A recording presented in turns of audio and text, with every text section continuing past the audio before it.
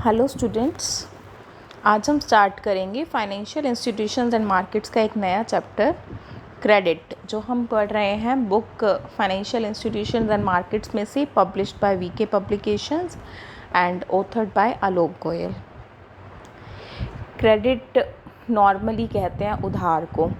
हमें पता है कि उधार शुरुआत कहाँ से होती है। हमने किसी से कैश लिया कि बाद में देंगे, तो दिस इज़ हमने किसी से कोई फाइनेंशियल रिसोर्स लिया जिसकी पेमेंट डेफर्ड बेसिस पे होगी, बाद में कभी होगी, तो ये हुआ फाइनेंशियल रिसोर्स लिया, उसका उधार। सेकेंड इज़ हमने किसी से कोई सामान ख़रीदा है और हम पेमेंट बाद में करेंगे, ये भी उधार है लेकिन नॉन फाइनेंशियल रिसोर्स की। क्वांटिफाई कर देंगे उसको भी कि इतनी वैल्यू का सामान है, ठीक है। जैसे फाइनेंशियल रिसोर्स लिया है तो दैट इज़ क्लियर कि इतने रुपए या इतने डॉलर, इतनी क्वांटिटी ऑफ एनी करेंसी ली है। लेकिन नॉन फाइनेंशियल रिसोर्स है, जैसे कि एक टीवी ख़रीदा है, तो क्वांटिफाई कर देंगे कि 10,000 का वो है या 20,000 30,000 का, जितनी भी वैल्यू का वो है, तो उसकी वैल्यू की पेमेंट बाद में की जाएगी। तो उधार जो होगा that will be equivalent to monetary value. ये है क्रेडिट का मतलब। क्रेडिट वर्ड कहाँ से आया है? लैटिन वर्ड से आया है जिसका मतलब है बिलीव। बड़ा ये तो इंटरनली कनेक्टेड हो गया कि क्रेडिट कब मिलता है, जब भरोसा होता है, ठीक है। इन बिजनेस टर्म्स क्रेडिट का क्या मतलब है? क्रेडिट मीन्स ट्रस्ट, ठीक है। क्रेडिबिलिटी, क्रेडिट मीन्स ट्रस्ट, जिससे कि एक पार्टी दूसरी पार्टी को मनी या कोई और रिसोर्स दे देती है, जिसके बदले में सेकंड पार्टी तुरंत कुछ नहीं देती है लेकिन बाद में देने का प्रॉमिस करती है। हेयर फाइनेंशियल या नॉन फाइनेंशियल कोई भी रिसोर्स दे सकते हैं पर्टिकुलर टाइम पीरियड के लिए। तो क्रेडिट क्या है? Extension of this resource by creditor to debtor, it is a form of deferred payment, ठीक है। ये कॉन्सेप्ट बार्टर सिस्टम में भी चलता था। बार्टर सिस्टम क्या होता था कि जब हम चीज़ों की मॉनेटरी वैल्यू नहीं लगाते थे, मनी नहीं था, तो क्या करते थे, एक किसान चावल उगा रहा है, दूसरा किसान गेहूँ उगा रहा है, इतने चावल ले लिए, इतना गेहूँ दे दिया, ये एक्सचेंज हो गया, दैट इज़ बार्टर। एक चीज़ ले ली, दूसरी चीज़ दे दी, not in the money value. तो बार्टर सिस्टम में भी ऐसा होता था कि पहले ले लिया और जो दूसरी चीज़ रिटर्न करनी है या देनी है वो बाद में पे करेंगे। So this is credit. Types of, ये डेफिनेशंस आप खुद पढ़ेंगे, डेफिनेशंस पढ़नी चाहिए, इनमें से फीचर्स निकल के आते हैं, ठीक है। टाइप्स ऑफ क्रेडिट, क्रेडिट के टाइप्स, सिक्योरिटी के बेसिस पर, सिक्योर्ड लोन्स और अनसिक्योर्ड लोन्स। सिक्योर्ड लोन्स वो होते हैं जिसके बदले में कुछ ना कुछ असेट मॉर्गेज की जाती है कि अगर बोरोअर बाद में फाइनेंशियल वैल्यू ऑफ रिसोर्स पे नहीं कर पाता है तो वो जो असेट मॉर्गेज की जाती है उसको ऑक्शन करके असेट की वैल्यू रियलाइज़ की जा सके, जैसे ज़मीन के कागज़ या गोल्ड, जिसके बदले में हम कैश लेते हैं। अनसिक्योर्ड लोन्स आर दोज जिनके बदले में कोई भी असेट मॉर्गेज नहीं की जाती है, सिर्फ भरोसे के बेस पे लोन दे रखा होता है। ये है सिक्योरिटी के बेसिस पर। दो टाइप्स हैं क्रेडिट की, सिक्योर्ड और अनसिक्योर्ड लोन। यूज़ के बेसिस पर आजकल कई तरह के लोन चल रहे हैं। Personal loan, home loan, education loan, auto loan, small business loan, home renovation loan, education loan, ठीक है। तो यूज़ के लिए कैसे कैसे हुआ? Personal is for some personal purpose, जो बाकी सब में नहीं आएगा ना, यूज़ वालों में, वो आएगा पर्सनल लोन के अंदर। होम लोन घर बनाने के लिए जो लेंगे, एजुकेशन लोन पढ़ाई पूरी करने के लिए। एजुकेशन लोन की कैरेक्टरिस्टिक क्या होती है कि पैसा ले लेते हैं लेकिन पेमेंट तभी शुरू नहीं होती है, एजुकेशन ख़त्म होने के बाद में या फिर उसके 6 महीने के ग्रेस पीरियड के बाद में हमें वो रिटर्न करनी होती है amount. Auto loan for any automobile, car के लिए, कोई और व्हीकल के लिए, स्मॉल बिजनेस स्टार्ट करने के लिए। और जो इनमें कहीं नहीं आएगा, किसी और यूटिलिटी में नहीं आएगा, वो जाएगा पर्सनल लोन में, ठीक है। On the basis of time period, short term 1 साल से कम टाइम पीरियड के लिए, लॉन्ग टर्म 5 साल से ज़्यादा टाइम पीरियड के लिए, और इनके बीच वाले को बोलते हैं medium term. On the basis of interest rate, 2 तरह की इंटरेस्ट रेट हो सकती हैं क्रेडिट के ऊपर, फिक्स्ड इंटरेस्ट रेट और floating interest rate. Fixed interest rate क्या होता है कि it does not change with change in market situation, ठीक है। फिक्स्ड है सारे लोन पीरियड के लिए, interest doesn't change with market fluctuation. Major component of monthly installment is monthly installment in the earlier period part of the loan is used to service the interest while principal is served in later parts. Generally loan के अंदर जो initial parts होते हैं, initial time periods के अंदर EMI पे की जाती है, मंथली इंस्टॉलमेंट जो पे की जाती है। शुरू में बैंक्स इंटरेस्ट रिकवर करते हैं और बाद में प्रिंसिपल अमाउंट को। Second is floating interest rate. Floating interest rate loan क्या होते हैं? कुछ एक मार्केट कंडीशंस के साथ में इंटरेस्ट रेट वेरी होता है। एक तो होता है बेस रेट, साथ में कुछ ना कुछ फ्लोटिंग एलिमेंट होता है। बेस रेट, अगर बेस रेट रिवाइज होता है तो उसके साथ साथ वो दूसरे एलिमेंट्स चेंज होके फ्लोटिंग इंटरेस्ट रेट चेंज होता रहता है। So these are the kinds of credit issued by various banks these days on the basis of four basis: security, use, time period and interest rate. Next comes credit creation. Credit create कैसे होता है, इसको थोड़ा सा ना large level पे study करेंगे कि एक इकोनॉमी के अंदर क्रेडिट कैसे क्रिएट होगा, ठीक है। क्रेडिट मनी फंक्शन कंट्री के अंदर कौन संभालता है? बैंक संभालते हैं। तो क्रेडिट क्रिएशन भी बैंक्स के थ्रू होता है। बैंक्स जो डिपॉजिट एक्सेप्ट करते हैं उन पर रेट ऑफ इंटरेस्ट कम देते हैं, और बैंक्स लोन देते हैं तो ज़्यादा इंटरेस्ट चार्ज करते हैं। तो इनका जो डिफरेंस होता है वो बन जाती है बैंक की इनकम। तो बैंक्स कैसे क्रेडिट क्रिएट करते हैं, दो सिस्टम में दिखाएंगे। पहला, हम एज्यूम करेंगे कि सिंगल बैंकिंग सिस्टम है कंट्री के अंदर, पूरी कंट्री में एक ही बैंक है, उसी के साथ सारी ट्रांजैक्शन होती हैं, तो कैसे क्रेडिट क्रिएट होता है। Second is credit creation in multiple banking system, की एक नहीं एक से ज़्यादा बैंक्स हैं तब किस तरह से क्रेडिट क्रिएट होता है।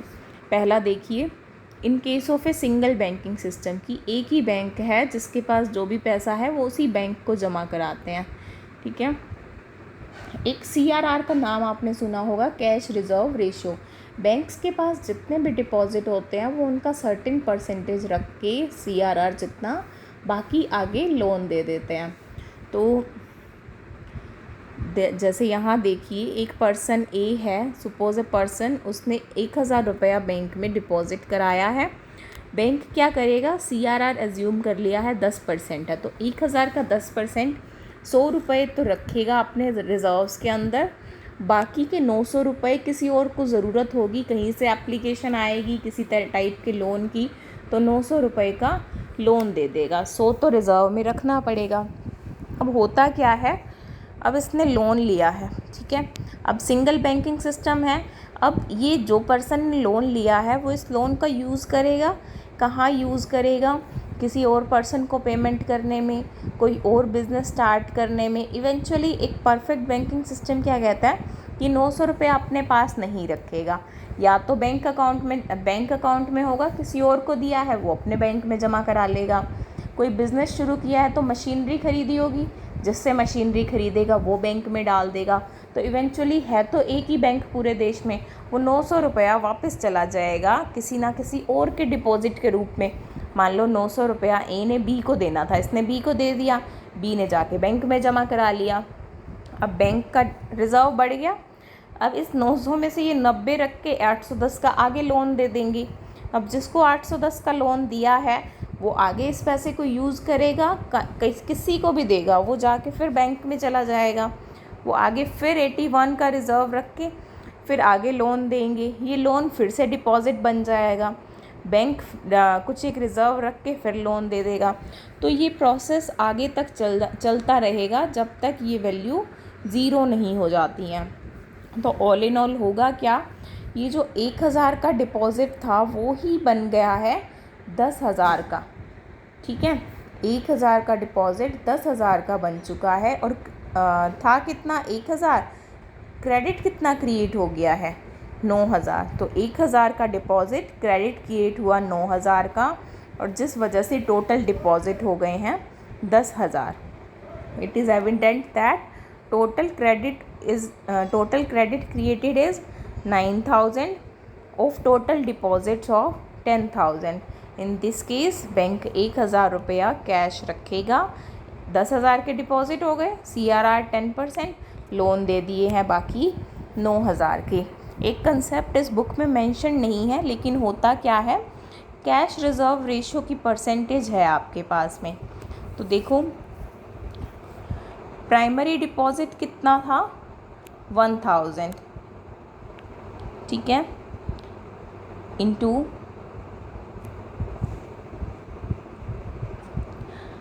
आपका कैश रिजर्व रेशो है 10%। एक ना मल्टीप्लायर का कंसेप्ट होता है, एक सेकेंड रुकिए। मल्टीप्लायर का कंसेप्ट आपने पढ़ा होगा मैक्रो इकोनॉमिक्स के अंदर, या पढ़ेंगे। क्या होता है multiplier, credit multiplier, total deposit that is deposit into 1/CRR, ठीक है। जैसे यहाँ पर हमारे पास डिपॉजिट्स कितने के थे, 1,000 के थे, इंटू 1 कैश रिजर्व रेशो था हमारे पास 10%। हम इसको सॉल्व आउट करेंगे तो हमारे पास वैल्यू आएगी 10,000, ठीक है। इट मीन्स कि हमारे पास में कैश रिजर्व रेशो 10% था, डिपॉजिट्स थे 1,000, तो टोटल कितना हो गया क्रिएशन, 10,000, ठीक है। टोटल देखिए, टोटल डिपॉजिट्स कितने हो गए हैं, 10,000 हैं। और क्रेडिट मल्टीप्लायर कितना हो गया, 1,000 इंटू 1/10%, या फिर कह सकते हैं मल्टीप्लायर क्या हुआ, 1/CRR is equal to multiplier 10% है, तो 1/10%। आप इसको सॉल्व आउट करोगे, परसेंटेज का 100 ऊपर चला जाएगा, तो मल्टीप्लायर कितना हो गया, 10। डिपॉजिट्स 1,000 के हैं तो हो गए 10,000 के, डिपॉजिट्स 2,000 के होते तो कितने के हो जाते, 20,000 के। तो इस तरह से कैश रिजर्व रेशो से मल्टीप्लायर बनता है, और जिसके ऊपर डिपेंड करता है कि टोटल डिपॉजिट्स कितने होंगे। तो ये तो केस था कि अगर पूरे देश के अंदर एक ही बैंक है तब क्या होगा, लेकिन अब नॉर्मली ऐसा नहीं है, एक बैंक तो नहीं है, एक से ज़्यादा बैंक्स हैं। तो एक से ज़्यादा बैंक्स हैं तो हम कैसे करेंगे, पीछे वाली टेबल देखिए, यहाँ पर जब टेबल बनाई थी तो स्टेजेस मेंशन करी हैं, स्टेज 1 2 3 4 5। नेक्स्ट अगर हम करते हैं कि एक से ज़्यादा बैंक है कंट्री के अंदर, तो वो अमाउंट एक बैंक में ना रहकर वेरियस बैंक्स में वो टोटल क्रेडिट क्रिएट होता है, ठीक है। ये देखिए क्रेडिट क्रिएशन, एक पर्सन है, मैनी बैंक्स हैं, मल्टीपल प्रोडक्ट्स हैं, एक पर्सन ने डिपॉजिट किए ₹1,000 विद बैंक 1, ठीक है। वहाँ से उन्होंने 100 रुपीज़ रिज़र्व रख के 900 का क्रेडिट क्रिएट कर दिया। तो वो 900 रुपीज़ जिसको भी इन्होंने लोन दिए हैं, वो किसी तरह से मान लो बैंक बी में पहुंच गए हैं, सेकंड बैंक के अंदर पहुंच गए हैं। अब सेकंड बैंक के ऊपर भी same cash reserve ratio apply होगा, क्योंकि RBI अपनी मॉनेटरी पॉलिसी के थ्रू बताता है कि कैश रिजर्व रेशो कितना होगा। तो ये भी certain amount of cash reserve रख के बाकी लोन दे देंगे। फिर हमने देखा कि वो थर्ड बैंक के अंदर पहुंच गया है, वापस से बैंक 1 के अंदर भी जा सकता है, वापस से बैंक 2 के अंदर भी जा सकता है, किसी भी बैंक में जा सकता है, लेकिन यहाँ स्टेजेस की जगह आ जाएगा बैंक्स। तो इस तरह से इस स्टेज में भी टोटल क्रेडिट क्रिएट होगा, टोटल डिपॉजिट्स हो जाएंगे 10,000 के, 1,000 डिपॉजिट्स, 9,000 का क्रेडिट क्रिएट हो करके 10,000 टोटल डिपॉजिट्स हो जाएंगे। Next is limitation of credit creation. Credit creation limit कहाँ पर लग जाती है क्रेडिट क्रिएट होने में। पहला तो लिमिट लग जाती है कैश रिज़र्व रेशो में। अब देखिए जितनी ज़्यादा कैश रिज़र्व रेशो होगी, मल्टीप्लायर की वैल्यू उतना ही कम होगी। मान लो कैश रिज़र्व रेशो है 20%, ठीक है, तो क्रेडिट मल्टीप्लायर निकालते हुए हम 1/20% करें तो मल्टीप्लायर की वैल्यू आएगी 5। अगर CRR की वैल्यू थी 10% तो मल्टीप्लायर की वैल्यू थी 10। 1,000 से कितना टोटल हो रहा था, 10,000। यहाँ 1,000 से कितना बनेगा, 5,000। तो अगर CRR कम होगी तो डिपॉज़िट ज़्यादा बनेंगे, CRR ज़्यादा होगी तो डिपॉज़िट कम बनेंगे। Second is primary deposit. हम मल्टीप्लायर को किससे गुना करके देख रहे हैं कि डिपॉज़िट ज़्यादा है या कम, टोटल डिपॉज़िट्स प्राइमरी डिपॉज़िट से। तो शुरुआत में डिपॉज़िट्स ज़्यादा होंगे तो टोटल तो क्रेडिट क्रिएशन भी ज़्यादा होगा। अगर डिपॉजिट्स कम होंगे तो क्रेडिट क्रिएशन भी कम होगा। Third limitation is banking habit of people. अब हमने ये जो ऊपर काम किया, हमने इस अजम्पशन के साथ में किया है कि किसी भी पर्सन ने कैश अपने पास नहीं रखा है, आगे दिया है, और आगे जिसको दिया है उसने भी या तो बैंक में दिया है या किसी और पर्सन को दिया है, और उस किसी और पर्सन ने बैंक को दिया है। तो यहाँ पर ये अजम्पशन है कि लोग अपने पास कैश नहीं रखते हैं, बैंक में जमा कर देते हैं। अब लेकिन अगर ऐसा नहीं है तो वहाँ पर क्रेडिट क्रिएशन प्रोसेस वहाँ पर रुक जाएगी, आगे कंटिन्यू नहीं होगी। जैसे मान लीजिए इस टेबल के अंदर ये 810 बी के पास पहुँचे, ये बी ने आगे नहीं भेजे मार्केट के अंदर, ये पैसे अपनी अलमारी के अंदर रख लिए हैं कई साल तक, तो यहाँ पर वो आइडियल मनी है, वो किसी काम में नहीं आ रहा है, तो क्रेडिट क्रिएशन प्रोसेस यहाँ पर रुक जाएगा। Fourth is credit policy of central bank. Obviously central bank की क्रेडिट पॉलिसी इफ़ेक्ट करती है। सेंट्रल बैंक की पॉलिसी पहली बात तो सीआरआर को इफ़ेक्ट करती है, लेकिन सीआरआर हमने पढ़ लिया है। लेकिन दूसरी पॉलिसी जैसे कि capacity of commercial banks to credit create and credit contraction policy या एक्सपेंशन पॉलिसी, जिसके सीआरआर के अलावा इसमें अलग पॉइंट्स आएंगे, सीआरआर से अलग मैटर्स जिसकी वजह से क्रेडिट क्रिएशन हेल्टर होता है। पॉलिसी ऑफ अदर बैंक्स, देखिए सेंट्रल बैंक तो कहता है कि सीआरआर रख के बाकी दे दो, बाकी आगे क्रेडिट क्रिएट कर दो, लेकिन बैंक की अपनी भी पॉलिसी हो सकती है। उन्हें लगे कि ये जो सीआरआर आरबीआई ने मैंडेटरी करा है ये कम है रिज़र्व्स, तो वो अपने लेवल पर ज़्यादा रिज़र्व्स भी रख सकते हैं, तो बैंक्स की पॉलिसीज़ जो होंगी उसके ऊपर डिपेंड करेगा। लीकेज इन सर्कुलेशन, लीकेज कैसा, जैसे कि मैंने अभी बताया, in credit creation regular flow is required and cash reserve रखना है। If at any stage a customer and cash his cheque, एक कस्टमर अपना चेक को कैश करा लेता है तो वो प्रोसेस वहीं ख़त्म हो जाएगा। तो लीकेज ऑफ क्रेडिट, वो अमाउंट निकल गया है बैंकिंग सिस्टम से, जब अमाउंट निकल गया है तो उसका डिपॉजिट भी और उसके बदले में लोन नहीं दिया जा सकता है। तो जब भी लीकेज होगा it will be a limitation to credit creation, और क्रेडिट क्रिएट नहीं हो पाएगा। So this was about credit creation. इस चैप्टर के अंदर कुछ चीज़ें नहीं आई हैं, लिमिटेशंस आ गई हैं, प्रोसेस आ गई है। एक जो मुझे लगता है ज़रूरी चीज़ छूट गई है, that is functions of credit, credit क्यों दिया जाता है।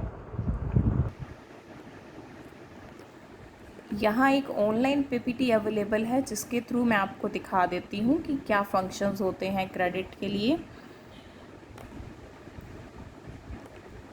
क्रेडिट का क्यों है, it is to give, credit is given to finance directly या इनडायरेक्टली। वेट ए सेकेंड बेटा।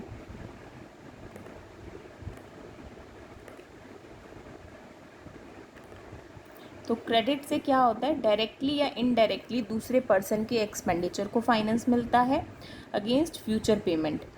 क्रेडिट के ऊपर कंट्रीज़ का इकोनॉमिक स्ट्रक्चर डिपेंड करता है। Main functions which arise for the use of credit are, metal की यूज़ की economy की, रुपया बार बार इश्यू नहीं करना पड़ता है, उसी से काम चल जाता है। प्रोविज़न ऑफ वर्किंग कैपिटल, एक बिज़नेस काम कर रहा है, कुछ कमी पड़ती है तो वर्किंग कैपिटल के लिए लोन लिया जा सकता है। Sale of bonds, bonds sale करने की ज़रूरत नहीं पड़ेगी इन केस सम क्रेडिट मिल जाता है तो। Case of young firm, young firms ने काम करना है तो वो loan, credit creation, banks credit create करेंगे, मनी मिलेगा तो उसके थ्रू ही काम कर सकते हैं वो। लार्ज स्केल प्रोडक्शन के लिए पैसा चाहिए, उसके लिए पैसा कहाँ से आएगा, बैंक लोन से आएगा। Shifting of capital to productive hands, इससे क्या था, वो कैपिटल जो मेरे घर पर आइडियली रखी थी मैंने बैंक में जमा कराई, किसी ने लोन लिया, उसके साथ में फैक्ट्री लगाई उस पैसे के साथ में, तो ये कैपिटल शिफ्ट हो गई है प्रोडक्टिव हैंड के पास में, और अब ये यूज़ हो रही है। ठीक है। एंट्रेंस ऑफ न्यू एंटरप्रेन्योर, इस तरह से नए लोग मार्केट में आ पाएंगे, नए लोग मार्केट में आ पाते हैं क्योंकि उन्हें लोन मिल पा रहा है। Next is purchase of goods के लिए, इंटरनेशनल पेमेंट्स के लिए, और स्टेट रेवेन्यू भी बढ़ता है इन सब चीज़ों से। आगे इस वीडियो के अंदर एक्सप्लेन किया हुआ है इन सब चीज़ों को, आप चाहें तो इस वेबसाइट पे जाकर इसको देख सकते हैं, slideplayer.com/slide/9472611/। सो स्लाइड प्लेयर पे स्लाइड है ये, जिसे आप देख सकते हैं। So this is all about credit function.